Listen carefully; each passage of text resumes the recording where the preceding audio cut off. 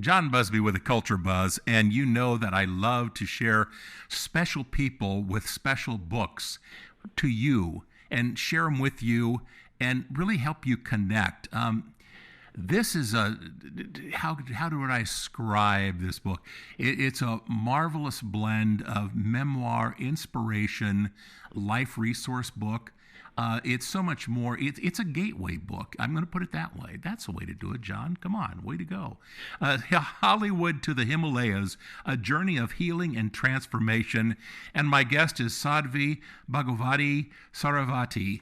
And she is, we started chatting before we started sharing the conversation with you. She had me mesmerized in her first sentence. So I finally had the constraint to be able to say, we've got to share this with everyone else. Sadhvi, welcome to the show, and I'm looking forward to sharing this book. The title alone is just captivating, but it Hollywood to the Himalayas, and then you add a journey of healing and transformation. I'm just going to stop right there and just say, okay, I'm some bloke off the street that really doesn't know anything about this book. I just saw this captivating title, but as fate would have it, I ran into Sadhvi, the author, and she's going to give me a quick overview of what this book is about. Great, John. Well, thank you so much for the opportunity to be here with you. I'm so glad to join you and all of your listeners. The book is a memoir, so I very physically, very literally traveled from Hollywood to the Himalayas. I did so via Northern California. So I was raised in California. I grew up in California, quite literally in the Hollywood Hills, in that world of beautiful opportunity, beautiful privilege, really having so many wonderful blessings and opportunities for education, for moving forward in the world in every possible way. I then graduated from Stanford University, so I was in Northern California for undergrad. I then was in the midst of a PhD program in psychology when I traveled to India with my husband, who was on a spiritual path. I was not on a spiritual path. He was. He wanted to go to India. And I agreed to go actually only because I had been a vegetarian since I was a teenager. And I had struggled so much in so many other places I had traveled in, trying to get really pure vegetarian food. And I agreed to go to India with him just because I knew that I loved the food. So I was 25 years old with a backpack, went off to India. But there was another piece, which was that in the midst of such great blessings and such great opportunities and everything really that we need to be happy and peaceful, I also really struggled, and I also was really conflicted and suffering in many ways due to a variety of things that had happened in early childhood and the way that I tried to navigate my own way of healing, which as so many of us do, we don't do it very well. We tend to turn to drugs or alcohol or food, which is exactly what I did.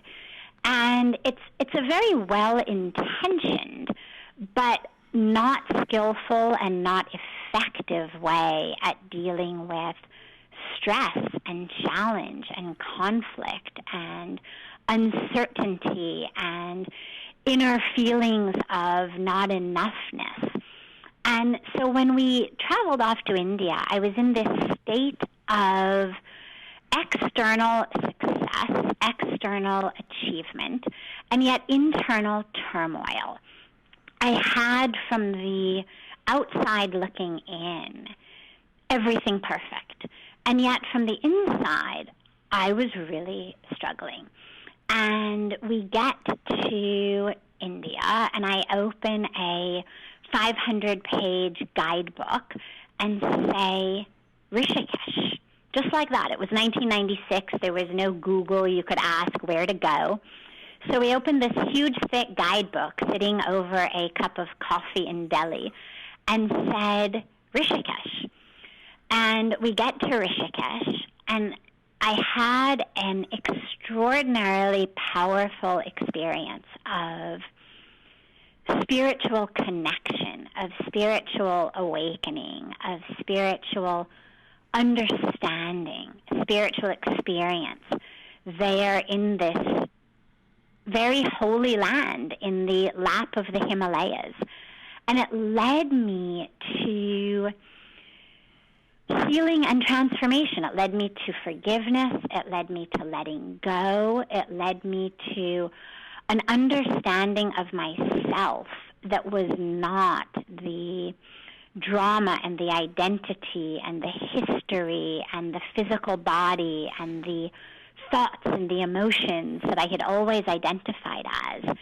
And I've been there now in Rishikesh, in the Himalayas, for the last 25 years, where I've been so blessed to be able to serve as a vehicle of healing for others. We do a lot of charitable and humanitarian work with education, with girls, with women, with orphans, with the environment, with protection and preservation of our water, with healthcare, and to really find the extraordinary power of service, of serving others, and how that brings us joy and peace and meaning and healing in our own lives.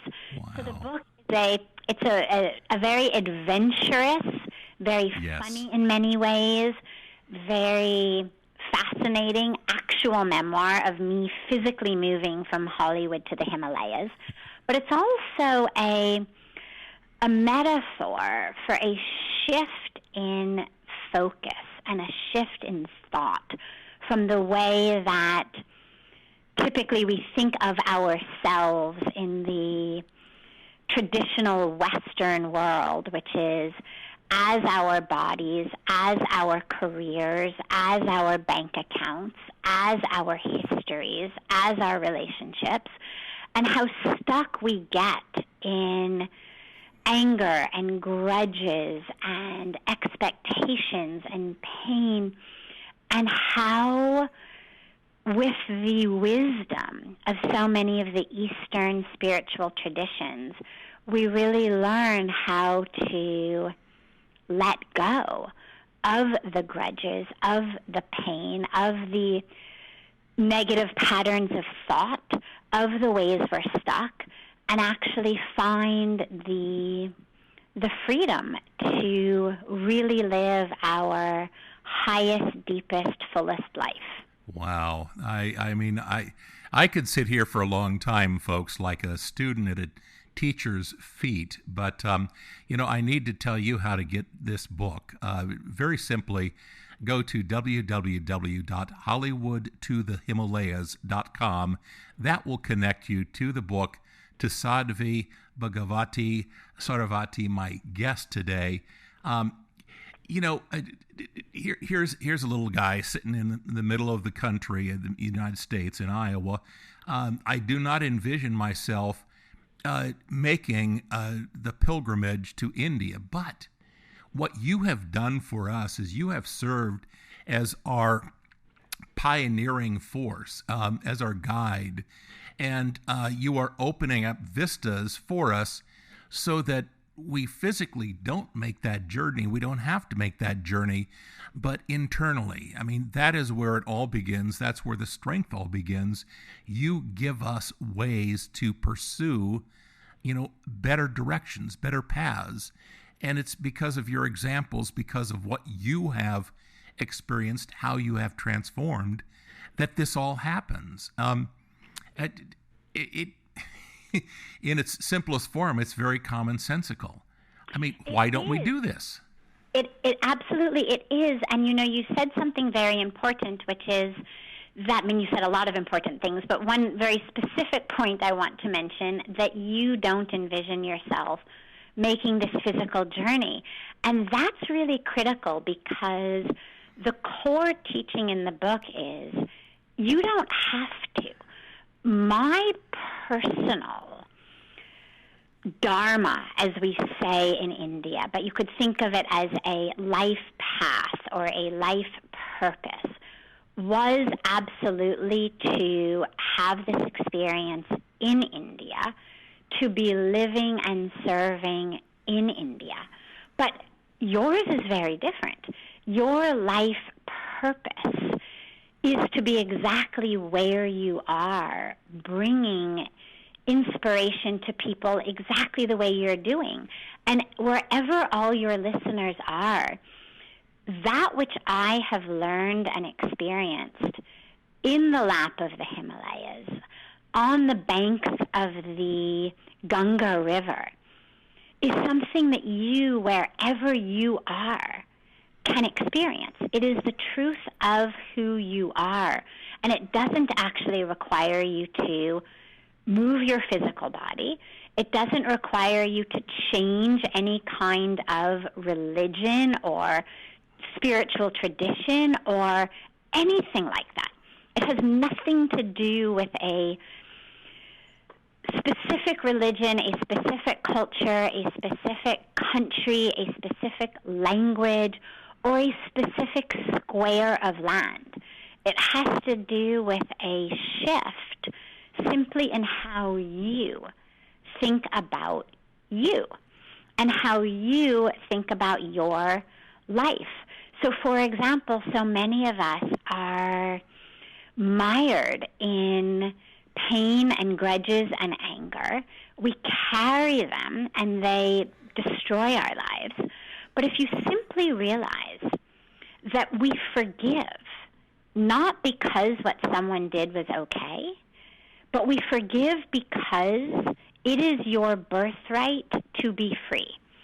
And your anger and your grudge and your pain is preventing you from being free.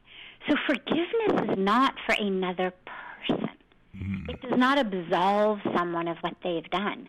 Forgiveness is us claiming our birthright, which is freedom. So I learned that on the banks of the Ganga River in the lap of the Himalayas. But that truth is universal. Learn that in Iowa. Learn that in Illinois. Learn that in Minnesota. Learn that anywhere from any coast to any middle part of this country, east to west, north to south, wherever you may be in the country or the world. Exactly. Let me give you a chance to, because we're going to wrap up here soon, and I want first and foremost, folks, Hollywood to the Himalayas, A Journey of Healing and Transformation is Sadhvi's book. Go to your local independent bookseller, get your copy there. If they're sold out, and they could very well be sold out, don't worry, they'll get a copy for you post-haste. You can always, and I encourage you to do the extra steps of exploration and information seeking, go to www.hollywoodtothehimalayas.com. That is Sadhvi's website. That's a connecting point. You're going to see all sorts of great things there. I'm going to sound like a doting parent a little bit, Sadhvi, but I have to share this. Sadhvi Bhagavati Sarvati is a great teacher of spirituality and consciousness. Her inspiring wisdom illuminates the path to healing, happiness, and inner peace. When Deepak Chopra says words like that, you know, folks, that you've got something that is great. What Sadhvi has done in Hollywood to the Himalayas is multiply herself and found a way to pass it along to many, many others. And that is a gift that you should be willing to accept, willing to get. You should get it yourself. Because I did not feel frustrated because I do not envision myself going to India. I felt freed because of the words that Sadhvi had to share in her book, Hollywood to the Himalayas. I'm going to let you wrap up with maybe a parting comment. We could talk forever. I wish I had forever to talk, but we want to leave people with that sense that, my gosh, we have got to get this book, Martha. Hollywood to the Himalayas, A Journey of Healing and Transformation by Sadhvi Bhagavati Sarasvati. It's yours, Sadhvi. Well, thank you so much, John. And for all of your listeners, in parting, what I would say is, whatever the struggle in your life might be, stress, uncertainty, fear, anger, a grudge, whatever it may be in your life that is causing you struggle, an addiction, something from your history, whatever it may be, full healing and full transformation is available for you. I learned it. I could do it. And if I could do it, you can do it. And I hope that as you read Hollywood to the Himalayas, as you laugh, as you tear up in joy and in truth, that you will take those lessons and really put them in your own life and find that healing and transformation and freedom and joy and bliss and peace and purpose of you in your own life. I'm just going to melt for a while, folks. What I want you to do is get Sadhvi's book, Hollywood to the Himalayas. That also is the website to connect you, www.hollywoodtothehimalayas.com. Get involved, get engaged, improve yourself, which improves the world. Sadhvi, thank you so very much for your time. Thank you so much, John. I really, really appreciate it. And if they want to order it right away, they also can just go to Amazon and type in Hollywood to the Himalayas, and they'll find it right there. Perfect. Thank you so much.